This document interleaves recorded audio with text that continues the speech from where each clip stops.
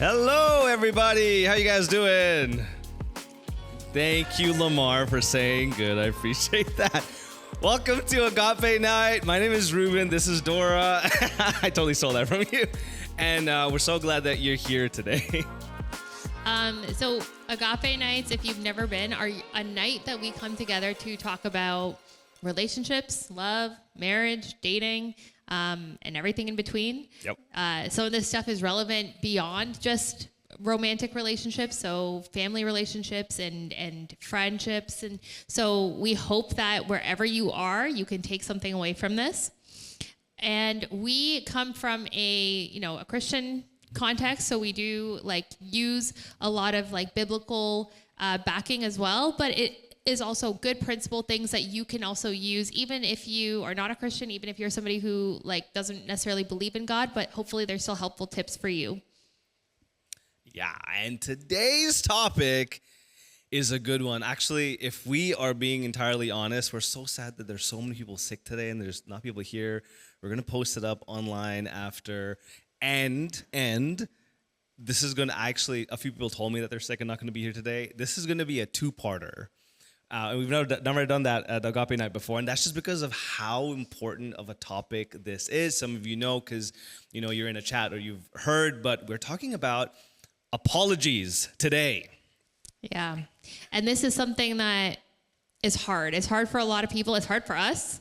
If we're honest, this is something we had to practice today. It was fun. It was just like, all right, so what are our notes for today? Let's practice it. So it is something that, yes, it does get easier over time and the more you practice it, but it never really stops being hard. Apologizing is something that requires a lot of humility, and it requires a lot of self-awareness as well as emotional awareness of your partner and where they're at. And so we find that oftentimes those can be some of the roadblocks that cause people to struggle with apologizing. Even if you know that you've done something wrong, we've heard from so many people, it's like, I know that I'm wrong, but I just don't want to apologize. And so apologies can be one of those things that can be a major roadblock for relationships and for relationship growth and intimacy. Yeah, and the good thing about our topic today is that it's good for relationships, but the dialogue around apologies start way before any relationship, lovey-dovey relationship. It starts as a kid, at home with your parents, and when you observe them and the way they interact with each other, and then what you take on. Some of us, we probably grew up in homes where our parents never said sorry. I wasn't going to point you out, but never said sorry. And what that ends up doing is you grow up being someone who never wants to say sorry. I'm not saying that to you, but that is what happens sometimes. Or there's also the other end of the spectrum where you grew up in homes where sorry is, said so frequently, what does sorry even really mean? And to the point where you might find yourself in a relationship right now where you are easily, you say sorry really easily, but it doesn't necessarily carry through to your actions. And so, you might be here, it might be pertinent to you because you're in a relationship right now, but I'll be honest, even as a single individual, even for your relationships outside of your marriage, of your relationship, this is so important, in my opinion. It's something that I think can really help you break through some of the ceilings that you might have put yourself, that might be over you in your current relationships, whether it's, your partner or it's your mom or dad or your uncle or your cousins or whoever. So this one's a good one. Okay, so if you've ever heard of the 5 love languages, just give me a show of hands. Have you ever heard of the 5 love languages? Yeah? Okay. So the same author who coined the phrase also wrote a book called The 5 Apology Languages. And so this is where a lot of this is taken from. It's become a much more common, a lot of people have never read the book, they just have heard of the love languages and they've heard of the apology languages, and it's very common vernacular, but it is based on his theory of what it looks like to apologize and to apologize well. Yeah. I recommend getting the book. We've added our own flavor to these, and obviously these are our, you know, thoughts and ideas as well. But we kind of take the framework of some things that Gary Chapman has identified and kind of, recognized and broken it down a little bit. And hopefully this is a tool. If you have your notebooks, I encourage you to pull them out. If you're like, I'm not a note taker, but I'd like to start, we have journals that we're happy to give you for free after, and just encourage you to take some notes if you can. But these are good. Let me be honest with you. These are good for when you're in a pinch. You know what I actually recommend? I usually say write down paper pen. I would encourage you to get your phones out and put it in like a handy dandy note when you're in the middle of a fight. You can pull this note up and be like, what are those steps again? How do I apologize properly? I have definitely used that before. I'm not gonna lie. And it's amazing. So let's hop in. Yeah? Yeah. All right. Step number 1. We don't have them up on the slides. You're just going to have to follow with me here. The first part is expressing regret. First step to really apologizing well is expressing regret. Do you want to? So say, I'm sorry. It's very, very simple. Say, I'm sorry. But the thing that is not simple about it is some of the other things that come along with it. So when you say you're sorry, a lot of the times we do it maybe begrudgingly. We do it like, okay, fine, I'm sorry. I notice this a lot. Like, you see kids and they're forced to apologize. You hear their parents are just like, hey, say sorry to your sister. Sorry. Yeah, and that's how we sound a lot of the time when we talk to each other. We do that. We're like, fine, I'm sorry. And we're doing it to kind of shut the other person up. Yeah. So part of it is your tone. The other part of it is your body language. It's like how are you addressing the person? How are you expressing yourself? But also make it specific and not generic. Yeah.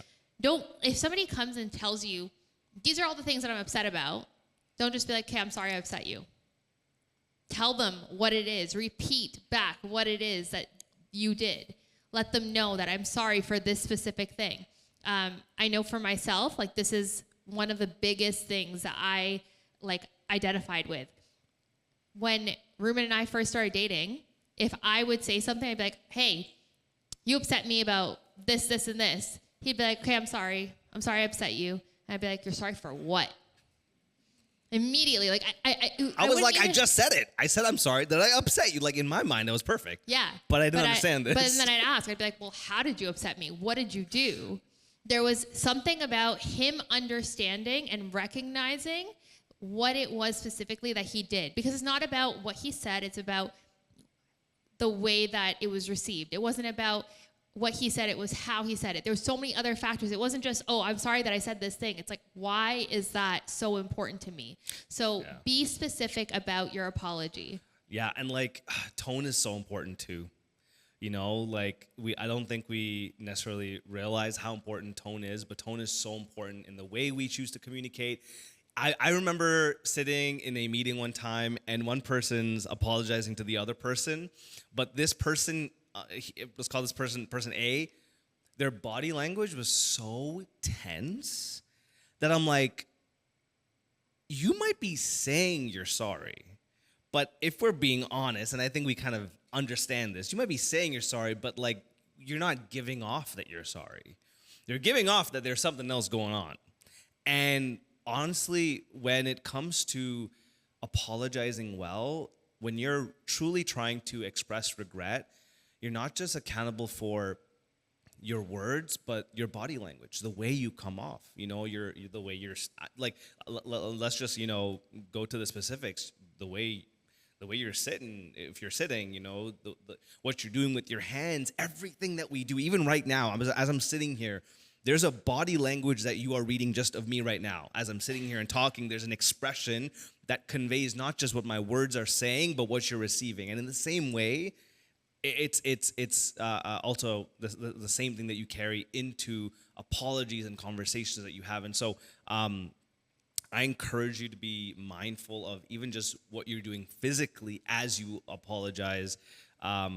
For example, getting off your phone, not treating it like that. That might be an easy, giveaway. That might be simple, but things like that. And the other thing about expressing regret, I think what's really important, sometimes, let's be honest, Apologies are hard. We fail at these all the time. One of the things that we do, and don't raise your hands, but sometimes we get a little bit manipulative with our sorries.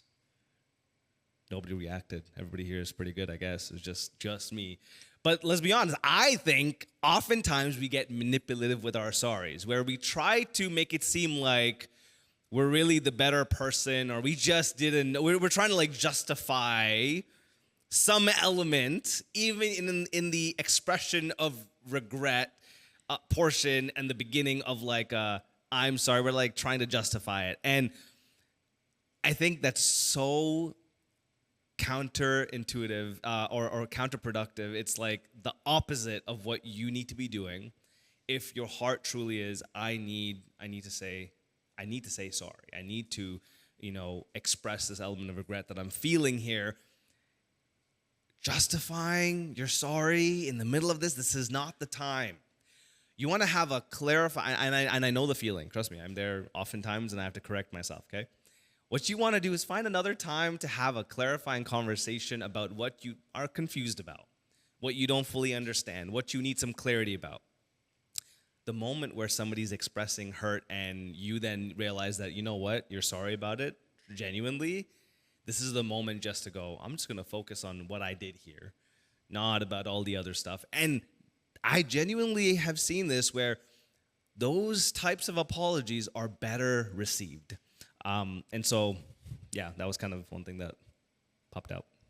Yeah, I mean, also along with sorries should not manipulate, one of the things that came to my mind is sorries should not be flavored with self-pity, let's say that. A lot of apologies that I hear sound similar to, well, I'm sorry that I cared so much. I'm sorry that I was so nice to you. I'm sorry that I did all of this and it was just unappreciated. But your apology should be specific to actually apologizing for a wrong that you've committed, something that you've done that has hurt somebody, and it shouldn't be about feeling bad for yourself because you have to apologize. Yeah, the other one that just came to mind as you're talking is just how we often use like absolute statements. Like I can, and like in the middle of that, we'll be like, I guess I can never, or you never, and we need to do like a whole talk on just absolute statements. I'm sorry you can't take a joke. I guess I shouldn't joke anymore. Yeah, that one's too close to home. It's crazy. But so like examples of this, like statements of regret. I know now that I hurt you very deeply. That causes me immense pain. I am truly sorry for what I did. Or for example, I feel really bad that I disappointed you. I should have been more thoughtful. I'm sorry that I caused you so much pain. Things like that. And I'm sure you can kind of, reiterate it for your context in your own situation. But it's really important to start there with the expression of regret, because then you kind of move to the second portion, which is accepting responsibility.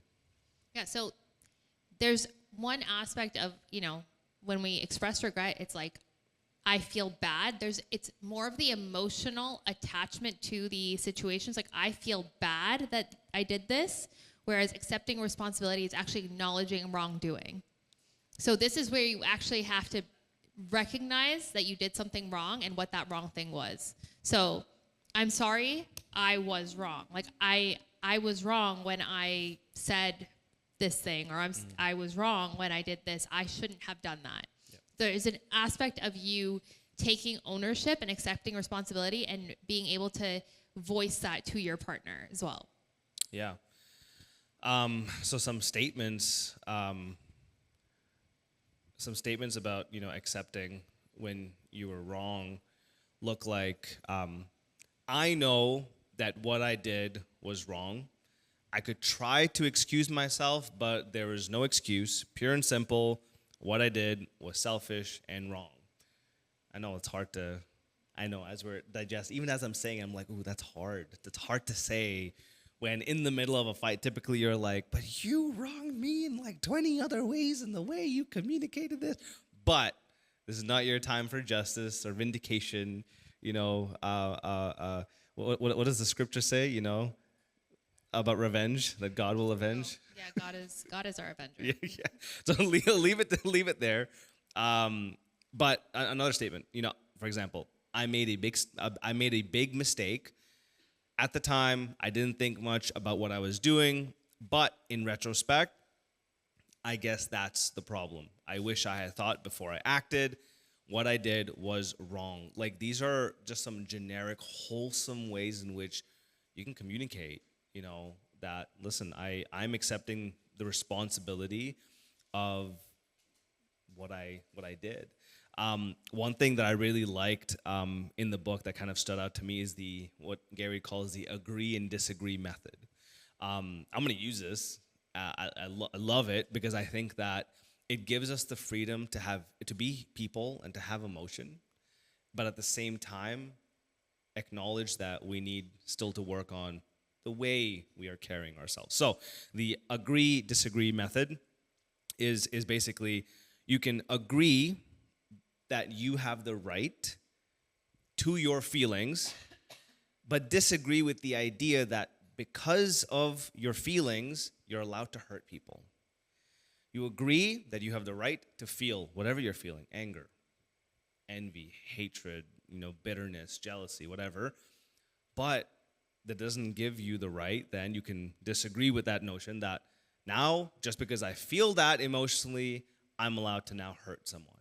And what that does is it leaves room for you as a human being to still have the emotions that you have through whatever the disagreement might have been, but at the same time respect the other person and go, listen, I was angry when you yelled at me, but and I shouldn't have yelled back. That was not right on my part. No matter what you did, that was not right on my part. I'm sorry for yelling. That's, maturity next level, where, that it really does, in my opinion, if I'm being real, that is not year one Dora and Reuben. That's like year, 4 or 5? Year 2, 3, Dora and Reuben. But year one, Dora and Reuben, we're just like, you yelled, well, I'm going to yell louder. It's not going to, we're not really yellers. We'll argue for like I'm a yeller. 10 hours plus. I was going to say that, but 10 hours plus, we go back and forth. Now it's like it builds unity the more you learn to not only communicate, because that's a huge aspect as I'm thinking about it, but learn how to apologize better. We were talking to a couple recently, and we were just sharing with them how, like, year one, a fight started, clear your schedule. So we here for Dora and I don't know where y'all are at. Today, it's not like if we fight, which is like rare throughout the calendar, to be honest. It's like, okay, we can deal with it. We've grown, and that's because of the work of communication, which we've talked about in the past, but especially this apology language, learning how to apologize, and a huge part of that is accepting responsibility. And I want to say, like, because you mentioned it earlier, like apologizing and being like, well, this person also did these things to me, or whatever it is. You have to be able to hold both things. You have to be able to say, yes, this person hurt me, because most of the time, if we're honest, most of the time conflict is two people hurting each other. Yeah. So you have to be okay with the fact that, okay, this person hurt me, but I still did something wrong that I need to address. And being able to recognize that and work through that is very important. Yeah. So you can hold both things in tension, and you can respond to your part of things, because at the end of the day, you're responsible for your actions. You're not responsible for what the other person does. You're responsible for your actions. You're responsible for how you react to your partner as well. So it may be hard, but one thing I can say is, in our experience, and also from what we've seen from others, when you take that first step and you take ownership and accept responsibility, and you start with the apologies, you are often disarming somebody. You are putting them in a position where they are no longer on guard, and they may be more receptive to even recognizing their own faults and then repairing. And one of the things that I've also recognized, just, pastoring for many years, helping people deal with conflict and apologies, and a huge portion of what Dora and I do as pastors is this right here. for some people, I've noticed that this is kind of like the most important portion of all of the apology is if you can accept responsibility, ownership. Super important. You guys have heard those lame apologies. I'm sorry that you feel that way. What did you even just say? Like, what did you just say? You're sorry that that the other person feels something. Like, that's a nothing. Let's just put that out there in case you thought that was still a good apology. That's a nothing. I'm sorry that you feel a certain way. Just being like, oh, poor you. Like that's what that is. And sometimes, oftentimes, that's all you get, and that's not accepting responsibility. And so I've found that this portion right here, if you can get this right, it really helps. I think it goes a long way.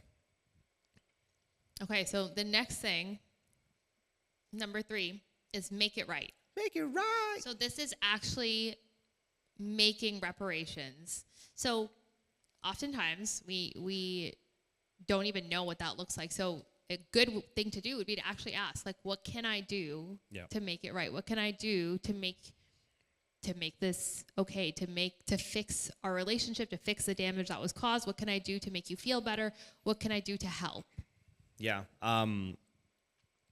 Oftentimes, I find that the bigger issues that we are wrestling with kind of stem back from a deeper level of love that we don't feel in our relationship. Sometimes there's bigger issues that just kind of come up.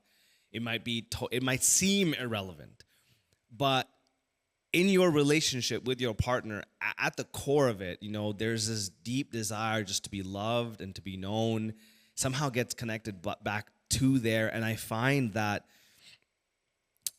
one of the things that helps in making it right is asking the question, what is it that's lacking in my relationship? Is it my partner's crying out for quality time right now, which is why it's coming out in this way, which is why this person is like saying something about an issue that just feels like it's blown out of proportion, maybe, or maybe it's gifts or acts of service or one of the other love languages. Find out what the root of the issue is, and I think that's actually what can help you make it right, because you can do many different things, right? But if you go to the root of the issue, then you know what you need to actually do. You know how to, kind of deal with the problem a little bit more pointedly, which I think is super important. The story of Zacchaeus kind of came to mind. If you guys don't know the story of Zacchaeus, this guy was a tax collector. This guy, and there's a story in the Bible, this guy made a lot of money in a very corrupt way. And when Jesus finally goes to, dine with him, his life has changed, his heart has changed. You see something that he does in action. Not just in, Jesus, I'm going to follow you now. No, in action, he's like, I'm just going to give back and give back and give back and give back. Very literally, very logistically, very practically. And so when it comes to making things right, what I encourage you to do is find out very practically what is it that you can do to make things right. And you have to figure out what works for you. I'll just share my own example. I remember when we were dating and we just kept butting heads. One of the things that I realized would actually help me is if I wrote down on a note on my phone the things that I needed to kind of keep in mind so that I didn't keep hurting Dora with the way I would speak or what I would do thoughtlessly. When I wrote those down, for some reason, it kind of helped me. I was able to go back to it. I was able to, refer to it. And because of that, that simply helped me make it right. Rather than just kind of being up here in my head, I don't know what it was. Putting it down in a note, being able to refer to it helped me. And so find what helps you to make it right. Find the practical things that helps you make it right and do those. So that way you can succeed, whether it's your relationship with your parents, your siblings, or your partner. Awesome. So number 4, ready to move on? Number 4. Okay. So number 4 is planned change. So actually making a decision to change the thing that is hurtful to your partner. Yeah. So we apologize for things, And then quite often we find that we are in those same situations again and again and again, and the patterns keep repeating. And the person eventually goes, well, you've said sorry before, but nothing changes. And that's the part that we're trying to work on right now, is making sure that when you've actually apologized for something, then you make it count by actually changing that habit or that pattern or that action, whatever it is, and not repeating it. Sometimes, it can be a hard thing to do. Sometimes it might be something that is so natural or a pattern that is so ingrained that it takes a lot of work and effort, but it's about making, having that intentional conversation, making a plan, and having, taking steps. You may not get it right perfectly. You may not be like, okay, every single time this situation arises, I'm going to act exactly right. But when you show progress and you show that you're like, okay, 9 out of 10 times this has come up, I have made a change, it is a lot easier for your partner to then forgive when it does come up again, because they recognize that there is intentionality and effort and there's love there. When we love people, we don't want to repeat hurting them. Yeah. We don't want to keep doing the same things over and over again and cause them to feel the same pain over and over again. Yeah. Sometimes, like I was saying about writing it down, sometimes if the situation is dire and this is change that you just can't keep on mind, writing it down again is super helpful. Take my tip on that. It's not a new one, but it's a practical one that maybe you can apply. One thing that I've learned practically in my own life is how, those moments when you say sorry but you don't mean it. Just me. Y'all are crazy. Y'all are crazy. We all have done this. It's not just me, but we'll just go with just me. Like, in this situation, in those moments where you say sorry and you don't mean it, you have so much more to work out and clear up because you didn't mean it in the moment than if you just meant it in the moment. What I mean by that is, when you say sorry in the moment, but you don't really mean it, you're just digging the grave a little deeper.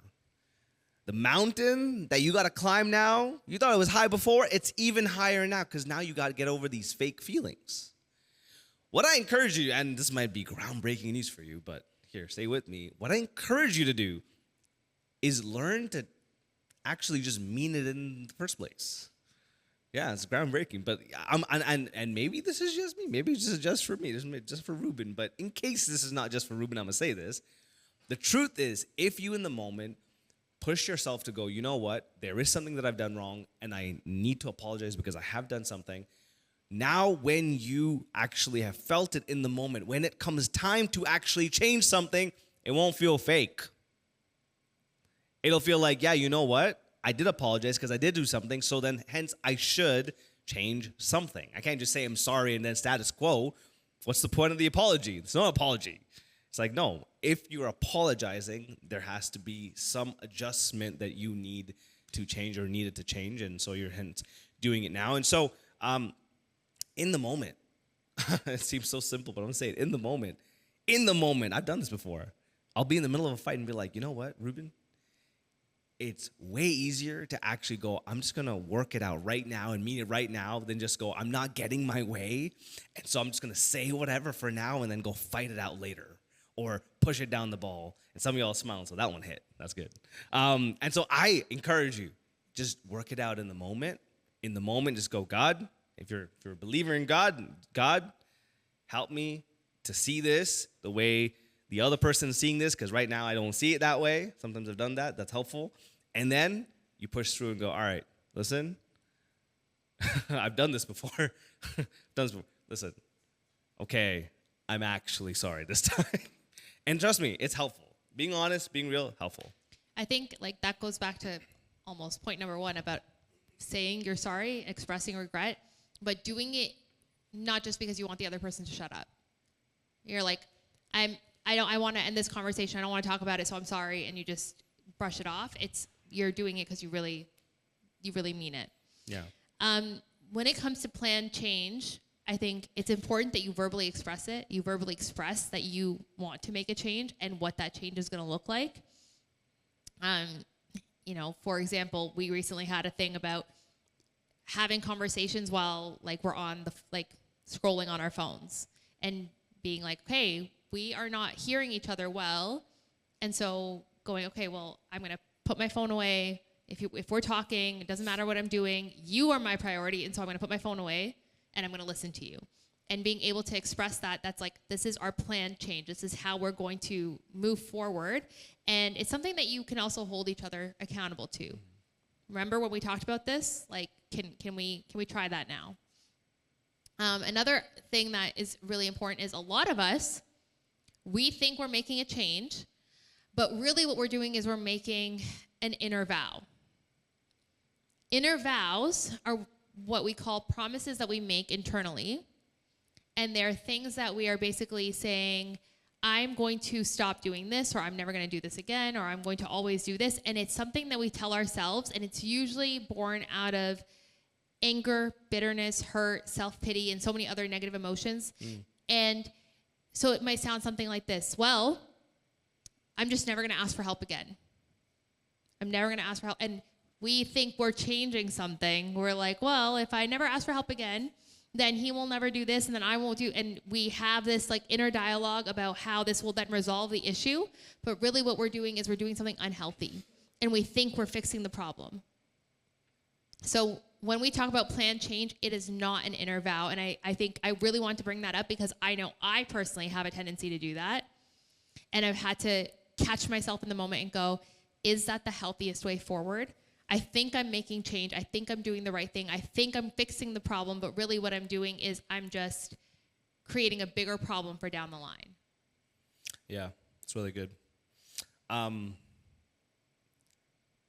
Last one, number 5. We got through these quick. Asking for forgiveness. That is part of apologizing well. Yes, I know. Humbling, but guess what? We got to.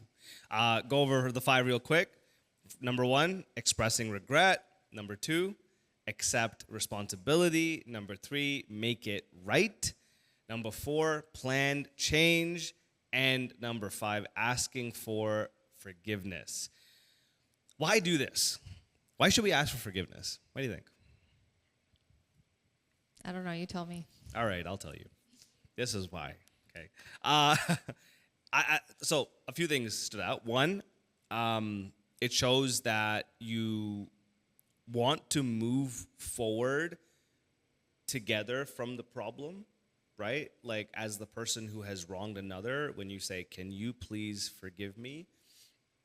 What you're doing is going, I would like to, have a resolution to this. I would like to move forward together. This is not just like I've said my piece, you've said your piece, and I'll just walk away. This is a reconciliation moment. And we know Jesus, and Jesus is all about reconciliation. And we're going to go through a few things here that will show us his heart for peace and forgiveness. And so this is super important because it does help you stitch back together some of the feelings, some of the struggles that you might have been feeling, the tension that you might be feeling with your partner at the time. So it does that. Do you want to hop in? I was going to say, to be honest, it's just a really good resolution. It's that perfect bow that you need at the end where you're like, okay, it's not just you said your piece and I've said my piece and you say sorry and I say sorry. And now we're like, hey, where do we go from here? This answers that question. Where do we go from here? It answers the question of, can you forgive me? Can we move forward? Can we be okay again? And you get that response and then you can move forward. Trusting your partner that what they've said is true and that they have forgiven you and you can move forward. Yeah.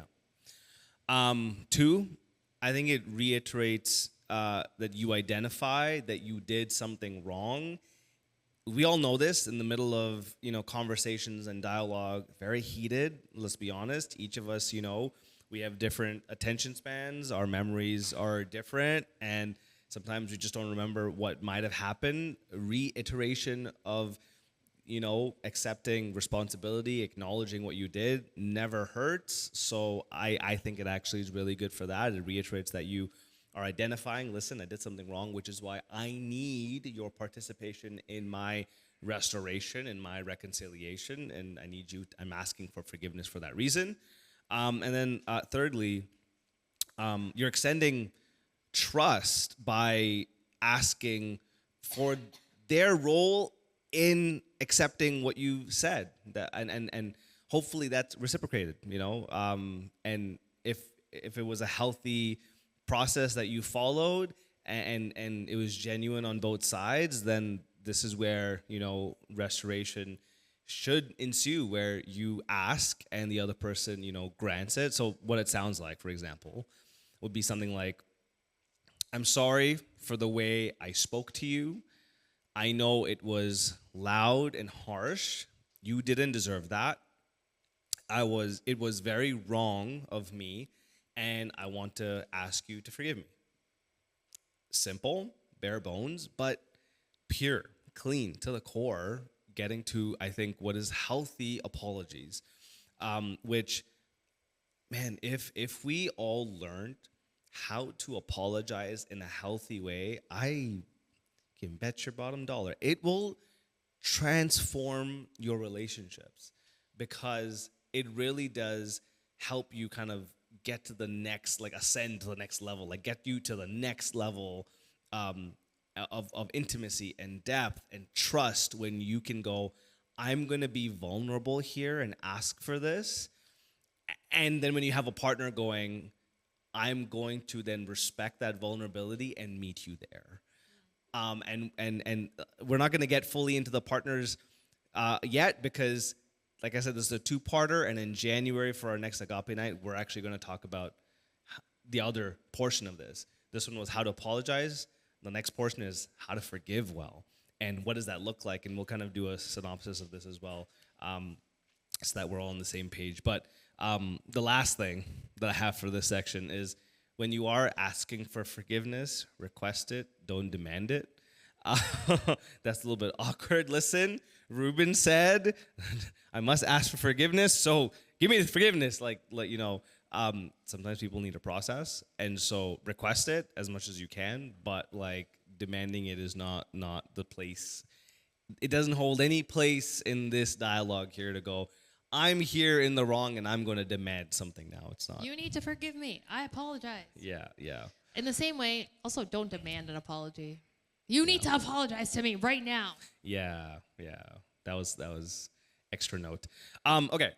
So we usually break for live Q&A, and we're going to, but there were a few things that kind of stood out as we were writing this that were like, these are just things that I think we need to touch base on this side of the question, how to apologize. First question I have for you. What if you don't want to apologize?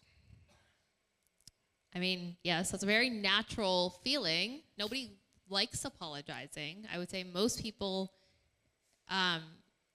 it can be, like we said, really hard to do. But apologies are, okay, let me just put it this way. We all know we're not perfect, right? Is there anyone here who's perfect? No. Okay, good. I would say I have never met somebody who has actually said to me, I'm perfect. Most people would say, I know I'm not perfect, but we don't like when the actual imperfections are pointed out. Mm-hmm. We're like, yeah, I know I'm not perfect, but we like it as this generic, general statement of I'm not perfect. We don't want you to actually point out our flaws. Yep. And this is where we have to actually put into practice the fact that if I know I'm not perfect, I know that I may have made a mistake, I'm going to actually take a second and examine what that flaw is, what that thing is that I've done, and I'm going to address it. Yeah. And it takes a lot of humility. And humility is very hard. We are prideful people. We don't like to look bad. We don't like to feel bad about ourselves. We don't like to, bring ourselves down from this pedestal that we've placed ourselves on, or that others have placed us on. And so humility can be very hard, but humility is absolutely necessary. And if you are a Christian here, this is where your ears should perk up a little bit, because humility is something that Christ calls us to constantly.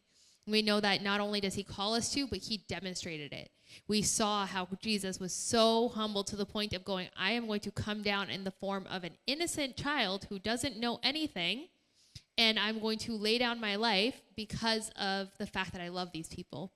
And in the same way, we are then called to be humble and imitate that humility. Yeah. And none of us are called to leave our throne of glory and go, I'm going to become a child and give up my life on behalf of people who hate me. Yeah. And yet we are still called to imitate that humility. So that is the first thing that, comes to mind. But the other thing is that Jesus teaches us to reconcile to people. Mm-hmm. He teaches us about reconciliation all the time. Jesus was in the business of reconciliation. That was his whole, when Jesus said, I came into this world, he said, I came into the world not to judge the world, but to save the world. He wanted to reconcile the world to God. He wanted to reconcile the world to himself. He came for reconciliation, and he asks that we do the same. And so in the same way, we need to constantly be mindful of reconciliation. A couple of verses that came to mind in Matthew chapter 5, verses 23 to 24, he says, so if you're offering a gift at the altar and there remember that your brother has something against you, leave your gift there before the altar and go. Be first reconciled to your brother and then come and offer your gift. For him, it was so important that even before you come and you offer your gift to God, that first you reconcile, that first you make up and you make amends. Yeah. He also talks about reconciliation or being peacemakers and how, he in the Beatitudes, blessed are the peacemakers. In Romans, we see the Apostle Paul talking about live peaceably so long as it depends on you with everyone. He's like, do your part so that you can be at peace with everyone. Yes, you can't control how other people respond, but do everything that is in your control to live peaceably. Yeah. Yeah. Also, have a little bit of, grace on yourselves, because apologies are not natural. They are learned behaviors. In a perfect world, without sin, there's no need for an apology. Think about that, right? And so it's about us living in a broken, sinful world where we recognize we're, not perfect, and we hurt each other, and that's bound to happen as long as you have people around you. Recognizing that you're learning and growing how to apologize, in learning how to apologize. And so recognizing apologies are not natural, they're learned, especially if you grew up in a home that did not really practice this well, in a home that didn't really communicate well, in a home that maybe buried issues that you had. This is not going to be a strong suit for you. And what I'm, going to tell you is don't one, recognize that where you are might just be because of that, and that's okay. But two, don't sit there. They're learned behaviors. You can start today and be so good by the end of this week, by the end of this month, by the end of the year, or the end of next year, because this year's coming up. So, you can learn. You can grow. You just gotta, it's just like anything almost, you gotta put some effort into it, and your heart's gotta be behind it. And oftentimes we don't like this one, but let me tell you, you want transformational relationships, you want transformational friendships, you want a transformation in the way you talk to your mom and dad or siblings or whoever, learn how to apologize in this sort of way, and I promise you're gonna see some sort of change.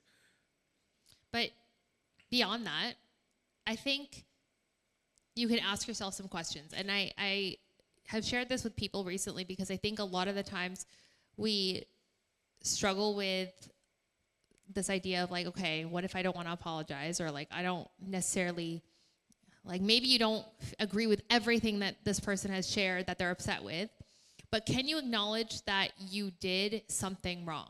Can you acknowledge that there is maybe even one thing that you have done wrong, that you have done to hurt somebody? And if so, and you've hurt someone, express that. Express the regret towards hurting them. I think this is the biggest thing that helped shape my apologies for Reuben. And vice versa. Was me being able to recognize okay, I love this person and I have hurt this person. Whether or not I did it intentionally, whether or not my my actions were meant to hurt or meant for good, I still did, the outcome was hurt. So I used to always tell him, I didn't mean to. It wasn't my intention, but I had to recognize, even if it wasn't my intention, that was the result. And if the result was hurt, then I have to actually own up to that. And so recognizing, like, did I hurt him? Did I do something, even if it was one aspect of what he has shared that is wrong? And if so, then I'm going to own up to that. And this is where the agree, disagree can come in. It's like, you don't have to take ownership for every single aspect if that's not necessarily the case, but you can take ownership for the things that you may have done wrong and go, I recognize that I did this wrong. I recognize that there was an aspect to, it. In many of our conversations, I'll just be honest, in many of our conversations, I recognize that I spoke to you. Like, even though I was speaking to you out of hurt, I recognize that I spoke to you in a way that was like unkind or disrespectful or unloving. And being able to like walk that back and go, I'm sorry for that. And that's not how I'm going to speak to you in the future. Yeah. And then maybe after you've apologized, because you've recognized, listen, even if I disagree about what happened, the very fact that my partner is saying that they were hurt, I'm sorry that I hurt you. Something that you saw that I did hurt you, I'm going to say sorry. Why? Because you care enough and you love enough, and you want to love the way Jesus loves you. You want to love that way. And so you're going to go above and beyond. And maybe at another conversation down the road, you can talk about maybe clarity on the issue. Maybe about the confusion, maybe about the misinterpretation, maybe about the miscommunication, or whatever it might be, the disagreement. Maybe there, at another point when tensions are not so high, you can get some clarity. And trust me when I say, when you have a cooler head, all of a sudden, you're able to see things a little bit differently. And so what I then encourage you is then have that dialogue, conversation. No, not high stakes, more like we just want to understand what's going on. And maybe something comes out of that. You know how many times I've heard or been in conversations where it's like, well, that's not actually what happened. Oh, no, that's what I thought. Okay, well, I guess it was just more the way something came off than actually what was said or what was done. And all of a sudden now it changes the way you end up being so defensive in the moment, and you're ready for, the next massive war between you and your partner, all of a sudden now like changes. And it really does come down to who's willing to take the big adult mature step of, I'm going to be the person to be cooler and be humble and walk into this with the heart and the mind of, I'm going to put this other person first instead of just thinking about my own self first. Yeah. One more question. You're going to ask me or I'm going to ask you? I was going to ask you. All right, you ask me. Okay. Is there such a thing as too many apologies? Yes. And no. Kind of in the middle, a little bit. What I mean by that is, yes, I think you can apologize too much to the point where your words no longer mean anything. Like if you're just constantly saying, I'm sorry. Well, like, what does your sorry even mean? To be honest, if I'm doing a little bit of pastoring here, and let's invite you into the mind of Pastor Reuben for a second. Some people say sorry as a defense mechanism to stop hearing the thing that they are guilty for. They don't want to hear the wrong that they did. Maybe they grew up by their parents raising them, constantly telling them about all the wrongs that they did. And so they're probably like, I don't want to hear that. I'll just say sorry. I'll avoid that. Okay, come back out of Pastor Reuben's mind real quick. Sometimes that's what happens. And so you can run to saying, I'm sorry, a little too much, honestly. But it's never too much to say sorry when you've done this process where someone has now shared, their emotions, shared what's going on in a healthy way, and you are now moving to actually apologize. As long as you're in that healthy space, it's never too much to go, yeah, you know what, every single time they share that they're hurt, I'm going to say sorry. In fact, that should be our goal, that whenever someone does share with us that we have hurt them, regardless of whether it's like, yes, I was right, or no, I was wrong, whatever, it's like the fact that you have hurt somebody should move you a little bit to go, I care about the fact that I've hurt you, and so I'm sorry that whatever part I've played, I'm sorry, you know. Hopefully it's more specific than that, but sometimes the situation, people can't give you specifics, but which is a whole other conversation come in January for clarity on that. But yeah, so a little bit of yes and no. The last thing I wanted to bring up was just Paul the Apostle writing to this church at Ephesus. He says this, and I want to encourage you, if you're a follower of Christ, follower of Jesus, I want to encourage you with this. It says, be kind to one another, tender-hearted, forgiving one another as God in Christ forgave you. Ephesians chapter 4, verse 32. Be kind to one another, tender-hearted, forgiving one another as God in Christ forgave you. Our hearts, our goals should be to be exactly this. It's what, honestly, exemplifies and resembles who Jesus is, and that should be our goal, to be like Jesus. And so, yeah, that's all I had. Awesome. So we're going to take a couple minutes just to give you guys time to ask questions. Are you going to put the link on the screen? Yeah, so the link will go up on the screen. Grab some snacks, say hello to your neighbor, and if you have questions about our topic or anything Relationship related, send it in to zoeask.life. It'll come up in a second, and we'll be back in a few minutes to take your questions. We'll be back.